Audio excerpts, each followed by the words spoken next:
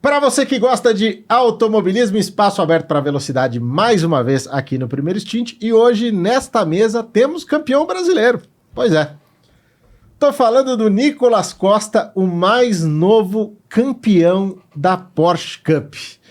Nicolas, antes de mais nada, obrigado pela tua presença. Como é que é ouvir isso? O campeão da Porsche Cup. Obrigado pelo convite, Thiago. Um prazer estar aqui. Bom, não preciso nem dizer, né? Maravilhoso, é o que eu sonhei o ano inteiro aí. Na verdade, é o que eu sonho mais tempo do que isso, porque já era um desejo fazer o campeonato sprint há algum tempo. E você entra, obviamente, querendo ser competitivo, Sim. mas ser competitivo e vencer o título são duas coisas completamente diferentes. E estou muito realizado de poder ter vencido esse título. E ganhar o campeonato na preliminar da Fórmula 1 em São Paulo, né, cara? Com aquele público todo te acompanhando.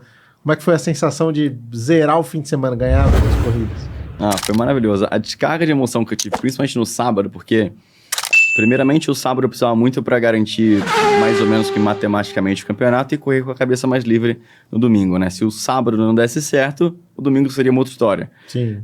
Então eu queria muito vencer no sábado, porque eu tinha vários convidados lá e também, obviamente, já era preliminar da Fórmula 1, a corrida sprint era logo depois, o autódromo estava absolutamente lotado, eu nunca tinha participado de uma preliminar de Fórmula 1 e eu queria muito vencer aquela corrida. Então eu não pensei tanto no campeonato, fui para cima ali no início para garantir e no final também para defender do Paludo, que estava muito rápido.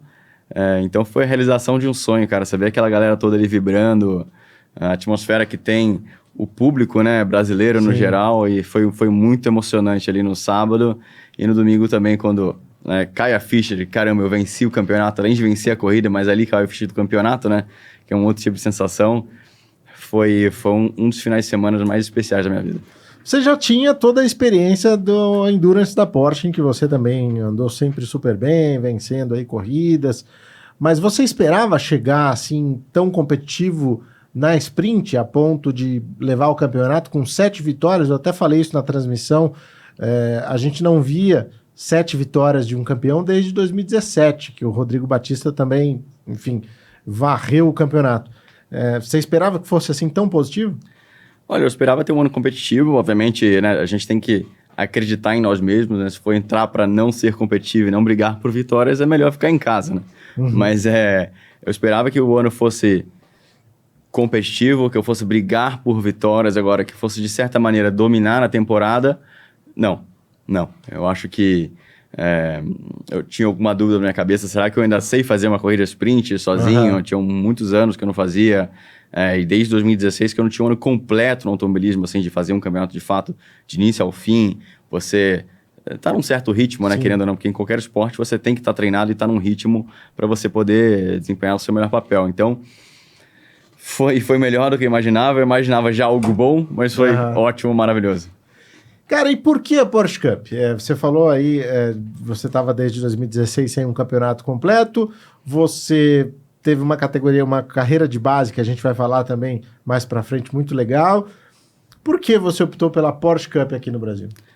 Optei pela Porsche Cup porque eu senti que era um campeonato muito justo no sentido do equilíbrio dos carros, mas principalmente muito bem organizado, com uma logística muito interessante para os patrocinadores, um networking muito forte, o carro, obviamente, é maravilhoso de guiar. Então, tudo somado, para mim, foi a melhor decisão que eu podia ter tomado, né? A decisão de, na verdade, tentar vender o campeonato e juntar as cotas de patrocínio para competir. Mas foi, de fato, o principal nome que surgiu na minha cabeça desde o início, quando eu voltei para o Brasil em 2020. E daí comecei a fazer o meu trabalho de pesquisa sobre os campeonatos, o que estava legal, o que não estava legal, como é que era a competitividade entre os carros, não só entre os pilotos, né? Mas como é que era... como é que fala? A equalização dos carros. E eu descobri na Porsche ali o melhor dos mundos, na minha opinião. E qual foi teu melhor momento na temporada? Assim, que você olha e você fala, caramba, ali foi especial. É difícil eu te falar porque a temporada teve tantos momentos incríveis, assim, que foram realizações pessoais enormes, mas eu acho que o que mais tirou peso das minhas costas foi a primeira vitória. Na primeira corrida do ano, que eu fiz a pole position, era uma coisa que eu realmente não esperava, largar na pole na primeira corrida. Quando eu perdi a posição na primeira volta, eu falei, putz, será que eu não vou conseguir levar essa? Eu quero muito levar essa corrida para tirar esse peso das minhas costas e... Aí você passa o Werner meio na marra, né? Os dois se encostando ali. Ali Foi um eu... corridaço. Foi aquela corrida eu estava preparado para bater e não terminar ou vencer. Era win or wall total e acabou que deu certo. Eu tentei ser minimamente correto com o Werner, ele também foi comigo, a gente se esbarrou algumas vezes, mas foi incrível. Foi realmente tirar um peso e daí para frente eu corri muito mais leve. Que legal, cara. E eu lembro naquela corrida também de você com os olhos marejados, bastante emocionado. E eu até falei na TV, lá na transmissão, que aquilo ali me parecia que você tinha o filme passando na sua cabeça, né? O filme de uma carreira que, a todo momento, como é comum nesse esporte, infelizmente, corre o risco de acabar. Claro. Então, me fala um pouquinho sobre esse sentimento, essa sensação. Era isso mesmo? Como é que foi viver essa experiência de ser profissional no automobilismo e conseguir realizar esse seu sonho? Com certeza passa um filme na cabeça, né? Eu acho que só quem é atleta no geral, mas piloto, por se tratar, o automobilismo se tratar de um esporte tão particular na questão de captação de patrocínio, de você ser campeão um ano e no outro ano não correr porque você não tem patrocínio. Eu acho que isso são situações quase únicas aí do automobilismo, né? E eu, infelizmente, acabei participando de situações assim mais de uma vez, de ser sempre um piloto protagonista, mas o seguinte, está a pé porque você não tem budget. Não só eu, mas diversos outros pilotos. Então, quando eu venci a corrida, eu falei, putz, venci a corrida, tô vivo aqui, tô competitivo, vai ser um ano bom. Foram muitas sensações extremamente positivas ao mesmo tempo e, que nem eu falei, também tirei um peso grande das costas. E esse peso, essa cobrança era sua? Você mesmo que se pressionava? De onde você diz que você acha que vinha esse peso? Acho que principalmente minha. Eu me cobro muito. Quando alguém me cobra de resultado, você pode ter certeza que eu já me cobrei 10 vezes. Então, eu sou uma pessoa extremamente competitiva em tudo que eu faço, mas quando se trata de automobilismo, no geral, realmente eu só entro para ganhar, na minha cabeça, obviamente, né? Se não for para ser competitivo, eu prefiro não fazer muitas vezes, porque, enfim, todo mundo tá ali para ganhar, né? Então, eu sou o primeiro a me cobrar muito, muito, muito, se eu não estiver ali competitivo. Cara, a gente tá gravando no dia posterior à sua conquista, né? Na segunda-feira aí, ainda curtindo essa sensação do título. E talvez seja cedo para fazer essa pergunta, mas eu tenho de fazer de qualquer forma. Planos para o futuro, 2024, o que você tem em mente? O que vem por aí? O que já pode ser falado? Bom, por enquanto ainda está em aberto, mas em 2024 eu tenho toda a intenção de continuar na Cup. Já demonstrei essa intenção para o pessoal do campeonato. Pretendo continuar lá. E eu estou muito feliz lá. Eu acho que a atmosfera é muito boa. Os carros são competitivos, né? Digo assim, como eles se equiparam, né? Então eu sinto que todo mundo ali tem uma chance igual. Isso para mim é muito importante. Eu não quero ter nada melhor do que ninguém, mas também não quero ter nada pior. Que vença o melhor, digamos assim, né? Então, estou muito feliz. Pensei em outras possibilidades, mas pro ano que vem não tem nada, eu acho que chegue ali na Porsche por enquanto. Cara, a sua postura me faz crer, e acho que reforça uma visão que a gente tem já há bastante tempo, que a Porsche Cup passa a ser uma categoria topo também. Porque muita gente fala da Stock Car, né? Muita gente pode considerar a própria Copa Truck como campeonatos profissionais, e você está mostrando que é possível ser profissional também na Porsche Cup. Você concorda? Você acha que a Porsche Cup pode atingir esse patamar aqui no Brasil, de ser um campeonato profissional, um campeonato de topo também, onde os garotos podem vir para ficar? Sim, claro. Eu acho que você entrar no campeonato com a certeza que você vai ter um carro competitivo, sem precisar necessariamente estar na melhor equipe, já é uma segurança muito grande para o piloto, né? Os campeonatos, a maioria tem budgets parecidos. Então, para um jovem piloto se destacar, com certeza eu acho que a Porsche Cup é um ótimo caminho. Você está tendo, querendo ou não, um relacionamento com uma marca internacional, uma das maiores marcas do mundo, a maior fabricante de carro de GT do mundo. E eu só vejo pontos positivos. Muitas vezes o piloto reúne todas as expectativas dele para uma temporada só de uma categoria, senta no carro errado e acabou. Sim. Né? Então, você já tirar essa equação da frente já é meio caminho andado, né? Se você realmente não tiver o ritmo para estar na frente, tudo bem, são outros 500. Mas você não ter o carro o ano inteiro e por isso você perder a oportunidade de fazer um próximo ano ou de fato parar a sua carreira, que acontece muitas vezes, né, com muitos pilotos, é importante também, né? Como é que foi esse ano especificamente as suas disputas? Eu vi que no final ali rolou um abraço bem legal com o Miguel Paludo, que acabou sendo o vice-campeão e que também te pressionou até o finzinho da corrida. Como é que você foi recebido dentro da categoria? Eu fui recebido muito bem. Eu fui me adaptando durante o ano à categoria, porque toda categoria tem suas particularidades, né? Se você pegar, eu vou dar um exemplo, qualquer categoria profissional, mas por exemplo, a Stock Car. Você talvez não tenha uma camaradagem entre os pilotos tão grande quanto a gente tem na Porsche Cup. Lá, de fato, apesar de ser um pega para capar durante a corrida, depois da corrida são outros 500. A galera sai para comer, toma uma cerveja junto. Então, essa amizade entre os pilotos, camaradagem, é o diferencial da Porsche Cup. E isso foi uma das coisas que eu mais gostei lá. Então, o abraço com o Miguel acho que simbolizou a temporada que a gente teve, com altas disputas o tempo inteiro. Apesar de eu ter vencido 7 corridas, nenhuma delas foi folgada. Sim. Foi sempre com algum deles ali, ou ele, ou o Werner, ou o Marçal, no meu cangote, não me dando nenhum respiro.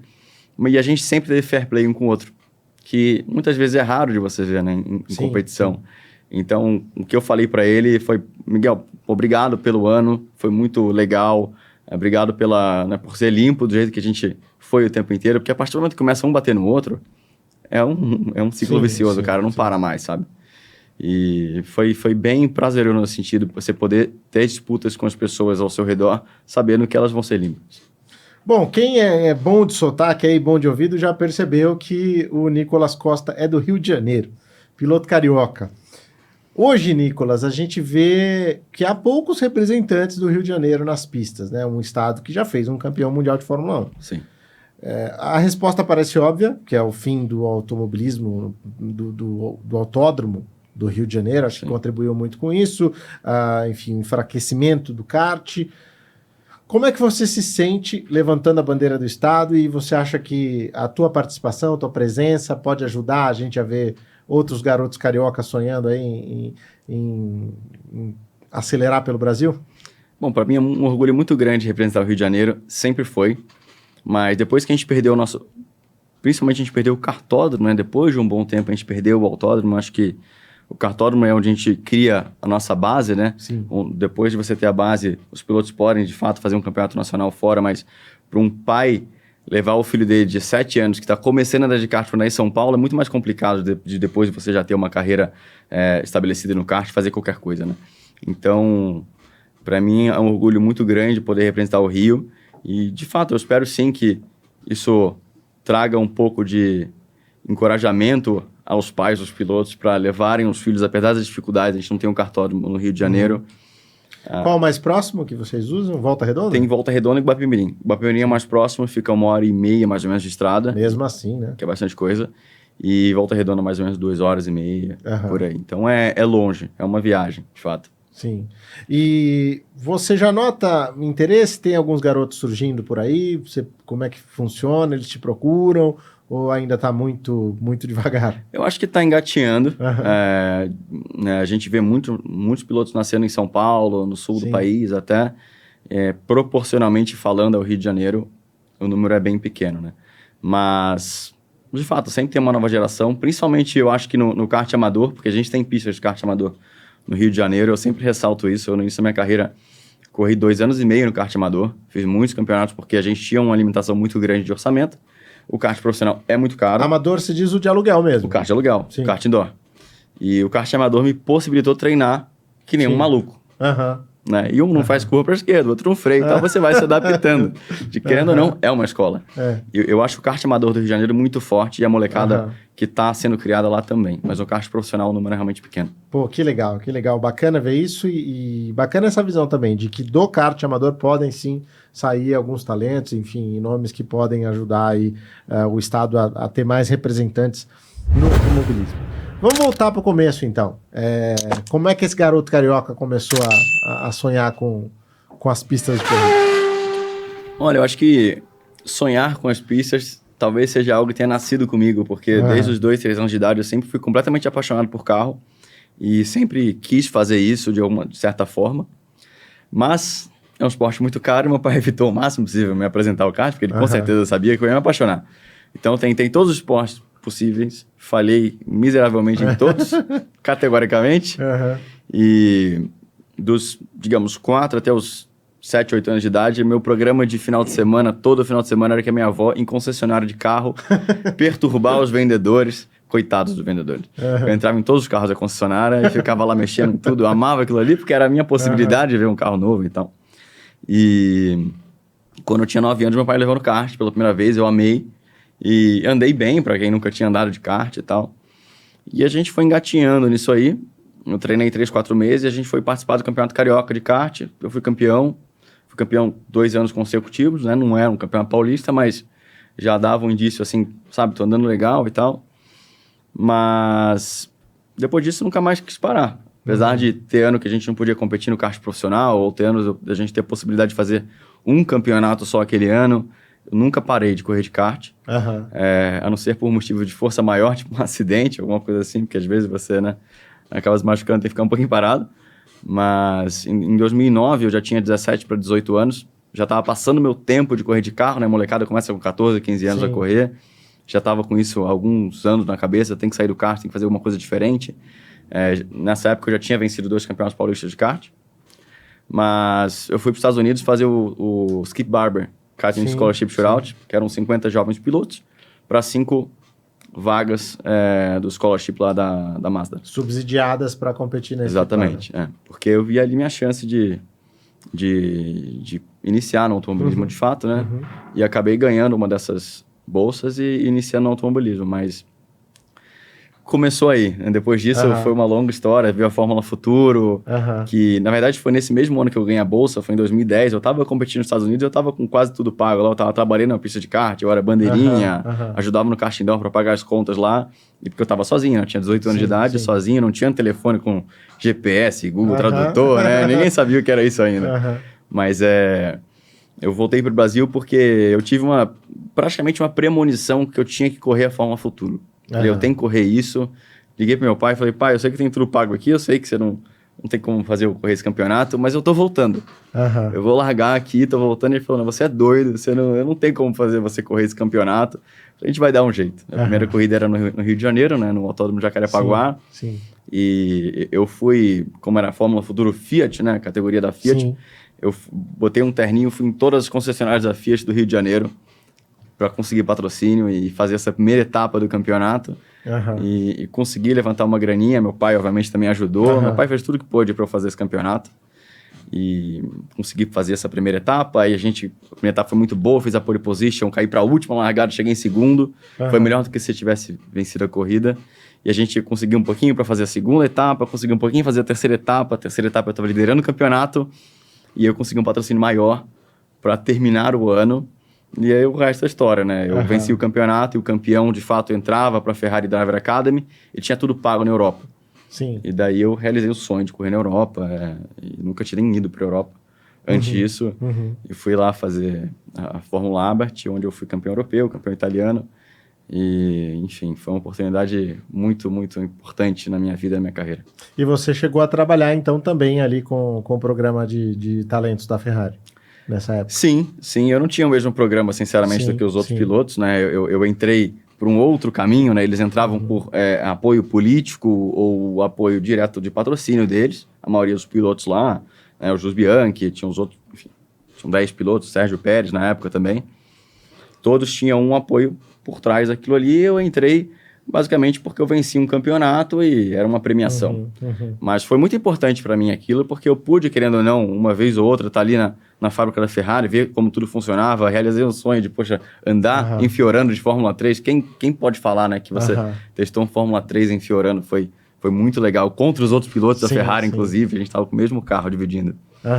Foi incrível. Essa turma aí, Bianchi, ou não? Eles são acho que um pouco mais velhos que você, né? Eles eram um pouquinho mais velhos que eu. Mas tinham acho que 5, 6 pilotos ali dividindo. Sim.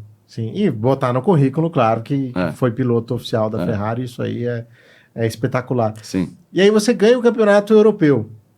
E aí, como é que fica? Porque nesse momento a tua carreira dá uma virada também, né? Você passa a pensar no turismo.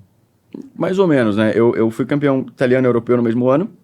Ganhei o troféu Michele Alboreto também. Fui indicado aqui ao capacete de ouro. Estava no meu auge, né? Até hoje, o auge da minha carreira, eu acredito. Fiz um teste também na GP3 com a Marúcia, né? Que tinha equipe de GP3 e equipe de GP2 e Fórmula 1. Então era um caminho direto para a Fórmula 1. Já estava em contato até com a equipe da Fórmula 1. Cheguei até a vir no GP Brasil, todo vestidinho de Marúcia e tal, porque o teste foi incrível. Fui terceiro geral e primeiro dos novatos. Só que o meu patrocinador master fechou, a empresa fechou. E né, da noite pro dia eu perdi todo o meu apoio pro ano seguinte, era tipo dezembro. E aí eu de fato parei de correr por um ano, basicamente. Não tinha perspectiva de nada, voltei pro Brasil, comecei a trabalhar com meu pai, tentar fazer alguma coisa ali. De fato, eu não entendia nada da empresa, também não era muito útil. Você começa a entrar em depressão porque você não sabe o que fazer. Você vê os meninos que estavam competindo com você virando piloto júnior de equipe de Fórmula 1. Alguns ingressaram na Fórmula 1, tanto como piloto oficial, quanto pela reserva, fazendo teste. Você fala, putz, eu mereço estar lá, cara. Eu sei que eu posso estar andando junto deles porque eu já andei, né? Mas foi difícil de engolir. E depois disso eu fiz mais algumas corridas de Fórmula, corri de ProMasa nos Estados Unidos. Não cheguei a fazer uma campanha estruturada para vencer o campeonato. Corri um pouco no Japão também, algumas corridinhas de Fórmula, para entrar no programa de pilotos da Lamborghini. Em 2015 eu fui para o Japão correr de Fórmula porque era a minha passagem para o programa de GT. Sim. Então, em 2016, por conta disso aí, eu comecei a correr de GT com a Lamborghini no campeonato italiano, que de fato foi a temporada completa que eu fiz aí, e a gente levou o título italiano GT, né? Foi o meu primeiro ano com GT. Quem corria com você? O que de dupla? Cara, foram algumas duplas durante o ano, né? Eu comecei com um brasileiro, que foi o Fernando Croce. Depois teve um outro piloto israelense chamado Amir Krenzia.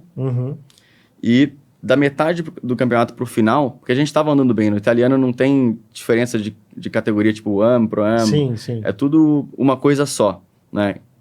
E aí eu comecei a correr com outro piloto que era também bem rápido, da metade pro final do campeonato, a gente buscou a liderança e vencemos o título, né? Porque a gente viu que a gente tinha chance, então a gente mudou um pouco a mentalidade ali do campeonato. Mas você acabou sendo campeão sozinho, então, porque você trocou de dupla, o título ficou contigo. Acabei sendo campeão sozinho. Legal. Pô, e ganhar um campeonato italiano de Lamborghini, eu acho que a partir daí também a coisa vira um pouco, né? Você tem um título internacional nas mãos. Sim. Porém, é o que você mesmo disse, foi o último ano completo. Foi o último ano completo. Obviamente, eu continuei como piloto profissional. Eu era contratado da equipe, mas a minha função lá dentro mudou um pouco. Porque a equipe tinha, não sei, 8, 10 pilotos e a minha função era cuidar deles. Eu era o coach da equipe. Eu corria quando era interessante para a equipe, né? E eu ajudava a gerenciar os pilotos ali na parte de simulador, na parte de onboard e fazendo coaching no geral. Então, eu passei, de fato, de só pilotar para exercer outras funções, mas isso acabou prejudicando o principal para mim, que era, de fato, competir. Né? Até 2019, quando eu fui correr no Japão com o GTR, né? E aí, como é que foi essa passagem lá no Japão? Foi muito legal. Eu sou apaixonado pelo Japão. Eu amo a cultura, amo os carros. Sou apaixonado por carro japonês, assim. Eu não escondo isso de ninguém. Sou meio lasanheiro, né? Que o pessoal fala. Adoro carro velho. E fui correr lá com o GTR. Aliás, eu fui correr com uma Ferrari. Eu fui fazer um teste, porque uma equipe japonesa estava comprando uma Ferrari, um customer team, né? Para competir. E eu fui o piloto mais rápido do teste. Me elegeram para participar. Só que a Ferrari era muito difícil manter no Japão. De peça e tal, você dá um toquinho, empena o braço de suspensão, você não corre, porque não tinha peça. E aí a gente migrou pro GTR, nossa equipe já era uma equipe oficial Nissan, né, do Super GT, e a gente passou a ser também no Super Taikyu. E o GTR era um míssil. Um carro muito bom. Eu tinha um companheiro de equipe que era um cara estelar lá, chama Satoshi Motoyama. O cara é 4 vezes campeão do Super Fórmula, 3 vezes campeão do GT500. Caramba! Puta nome. E era um ótimo cara para eu me comparar lá, né? Então eu sempre andei igual ele, muitas vezes um pouco mais rápido. Isso acabou me ajudando muito. Para 2020 eu tinha um contrato ótimo para correr lá. Estava até cotado para fazer o teste GT500, né? Que é o meu sonho de carreira, porque como apaixonado pelo Japão, o GT500 eu acho que não tem nada igual. Só que aí, em 2020, né, veio um tal de um vírus aí, acabou dando uma prejudicada, e todo mundo que era estrangeiro voltou para os seus países, perderam os contratos e eu, de fato... O Japão fechou as fronteiras. Fechou, voltei com uma mão na frente e outra atrás, sem saber o que fazia. E aí eu sempre comprei e vendi carro para mim mesmo, pessoa física, quando tinha oportunidadezinha aqui e ali. Em 2020 eu passei a fazer isso para o público, para clientes selecionados e tal, e abri minha empresa e comecei a pensar em voltar a correr no Brasil, de fato, só em 21, né? Quando a gente foi fazer a Porsche Endurance. Que você fez muito bem, né? Andou ali, brigou por título, ganhou corrida. Com quem que você andou? Foi legal. Primeiro ano andei com o Ayman. Com o Ayman Darwish. Ayman Darwish, que depois com o Jeff, né? Com o Jeff, Jeff Diaz, que vocês ganharam o campeonato. Não, a gente brigou, no final deu tudo errado. A gente não ganhou o campeonato.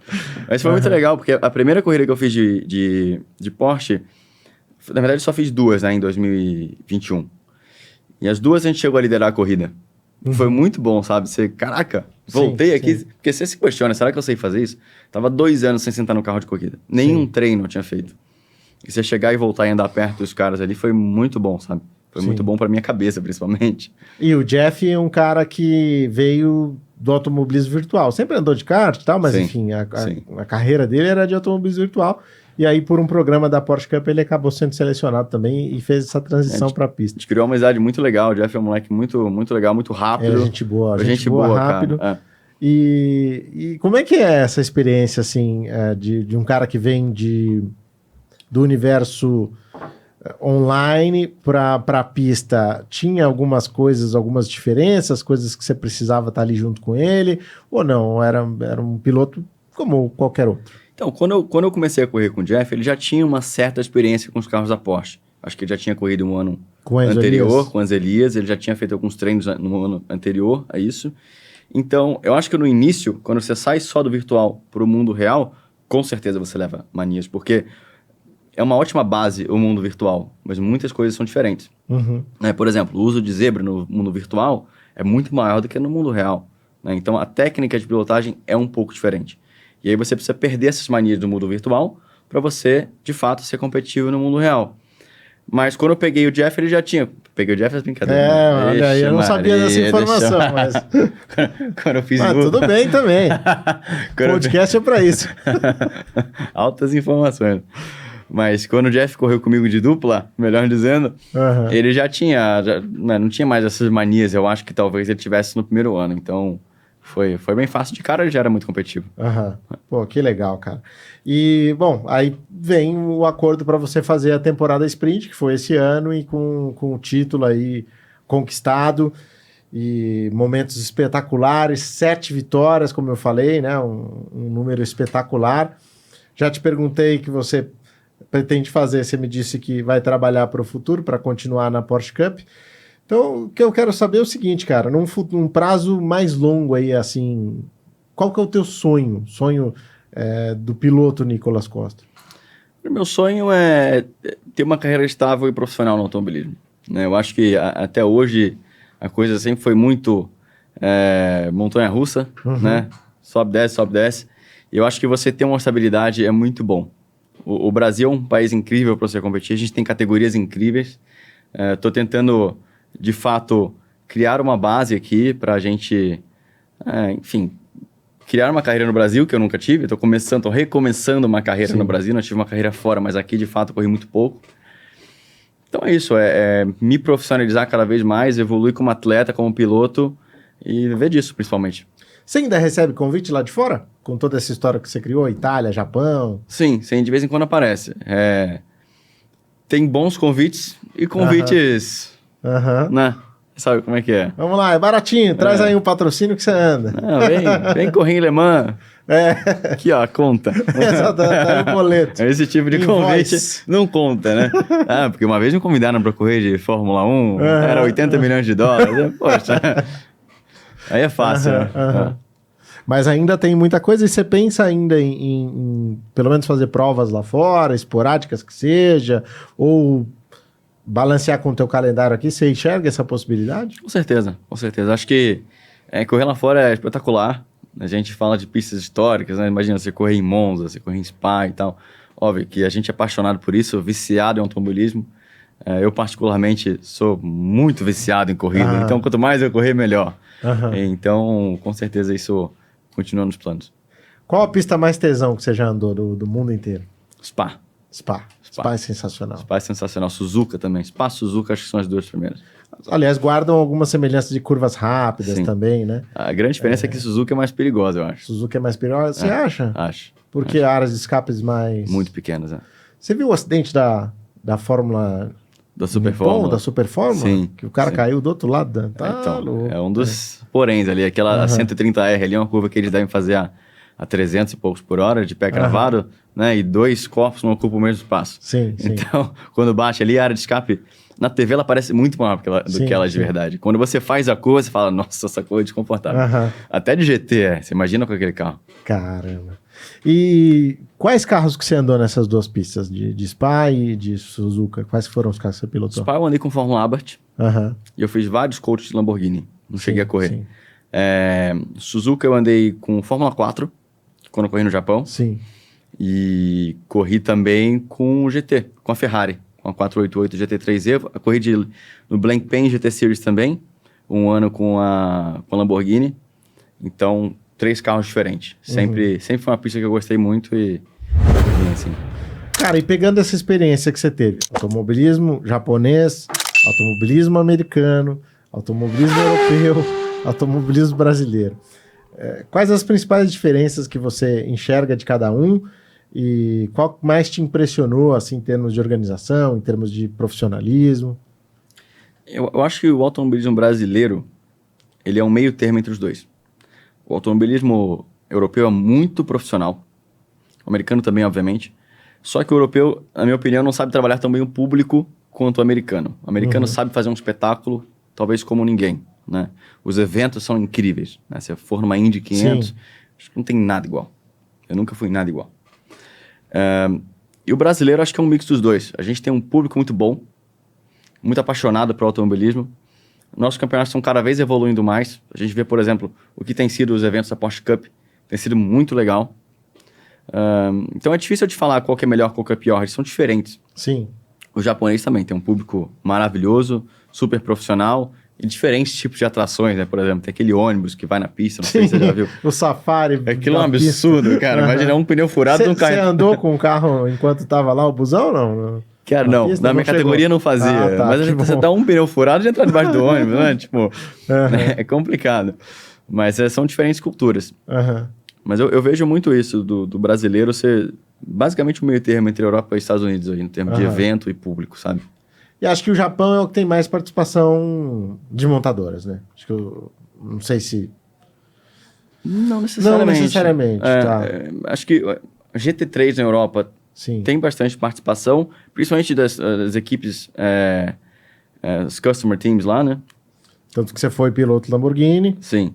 Mas nos Estados Unidos também. O Japão, talvez de montadoras oficiais, seja a que mais tem participação. Porque você pega, por exemplo, o Super GT, a maioria das equipes lá são equipes oficiais de fábrica. Se você pegar um campeonato de GT3, a equipe não é de fábrica, talvez tenha apoio da fábrica, mas é uma equipe que comprou o carro e está fazendo o seu campeonato ali. Eu digo, no Japão é isso, as montadoras estão envolvidas, né, para ganhar o campeonato. Tá lá a Honda ou a Nissan, como foi no seu caso, presente e incentivando e buscando o título. Os caras são muito sérios. Eu nunca vi ninguém trabalhar tanto quanto o japonês. É bizarro, é bizarro. Os caras... Eu acho que a gente trabalha para viver aqui no Brasil, né? A gente trabalha para viver no sentido, vou juntar minha graninha, vou no feriado sair com a minha esposa, com os filhos, vou dar uma volta. O japonês, ele vive para trabalhar, cara. É impressionante, impressionante. Quando eu corri lá, que eu, de fato, trabalhava para a equipe, eu pude entender isso. Minha vida era aquilo ali. Se você tiver qualquer outro plano além da equipe, você não vai ter. Não tem como. Caramba, que doideira. E para se adaptar lá, foi o lugar mais difícil, não? Foi. Para se adaptar? Foi bem difícil. Você não falava a língua? Não falava a língua. Tentei aprender um pouco, na verdade. Eu podia ter me esforçado mais e falado mais. Eu aprendi só o básico para não passar fome, né? E pedir água. Mas acertar o carro de corrida era mais difícil, né? Mas é muito difícil porque, de fato, você não consegue ler o que está escrito e o japonês, no geral, não fala tanto inglês E aí fica difícil a comunicação. Se você for para a Europa, basicamente a língua universal ali vai ser o inglês no meio do automobilismo, né? Mas no Japão não, é japonês, japonês, japonês. Talvez aqui no Brasil seja parecido, não sei, porque eu também só falo português aqui. Então, se o japonês viesse aqui, ia ter a mesma dificuldade de adaptação. E onde você morou lá? Eu morei em Tóquio, que foi absolutamente incrível. Amei Tóquio, foi muito legal. Foi muito legal porque lá eu tinha vida de piloto, né? Sim, sabe, o sim. piloto clássico. Eu acordava, tinha que malhar, não tinha mais nada pra fazer. Então, né, você tem tempo livre pra sair, aí você conhece gente, dá uma volta, vou dar uma voltinha de bicicleta toda a cidade, você pode. Quando eu fui morar em Yokohama, que era no subúrbio de Yokohama, uma área industrial, que não tinha nada. Nada. A única coisa que tinha lá de diferente era um McDonald's, que eu ia uma vez por semana pra não me doidar, né? E lá, de fato, eu trabalhava para a equipe. Sim. Então, eu saía cedinho de bicicleta, porque brasileiro não pode ter carteira de motorista lá. Então, eu tinha que estar de bicicleta, já dava 5 graus chovendo. Eu saía às 7 horas da manhã de bicicleta na chuva, 5 graus até a equipe. Era cedo, então, por exemplo, o mercado não tinha aberto ainda. Quando eu voltava, já era noite, o mercado já tinha fechado. Eu só tinha domingo para limpar minha casa e, enfim, fazer o que eu tinha que fazer, mas era só corrida. Então, lá foi muito difícil. Para mim, mentalmente, porque eu não tinha ninguém para conversar, trabalhava muito, fazendo serviços difíceis às vezes, mas atrás de um sonho, né? Que era, de fato, ter a oportunidade lá que eu estava tendo. E é isso, te trouxe uma experiência que é isso. É difícil você falar com um piloto que conhece tanto todos os continentes e automobilismos, assim, para um cara que, como você falou, nunca tinha ido à Europa até os 18, 19, enfim, não me lembro qual idade especificamente. Então, realmente é uma baita de uma conquista e tenho certeza que te ajuda ainda hoje em tudo que você faz. Claro. Experiência de vida sempre é bem-vinda, né? É isso. Cara, queria te agradecer pela presença aqui no Primeiro Stint, mais uma vez parabenizar pelo título e vamos acompanhar aí com atenção os próximos passos aí da tua carreira. Tomara que você tenha muitos e muitos anos de sucesso lá na Porsche Cup. Obrigadão, Thiago. Obrigado pelo convite, foi um prazer. E é isso aí, galera. Muito obrigado aí pelo tempo. É isso. Se você gostou desse conteúdo, deixa o seu like. Se você gostou, compartilhe. Principalmente, inscreva-se no canal. Isso é muito importante para a gente seguir crescendo e trazendo cada vez mais convidados interessantes aqui para vocês, tá bom? Se tiver alguma pergunta, alguma dúvida, alguma coisa, algum comentário em relação ao Nicolas Costa e a carreira dele, é só deixar aí também que eu repasso para ele e a gente vai falando, tá bom? Da minha parte, um grande abraço e até a próxima. Tchau!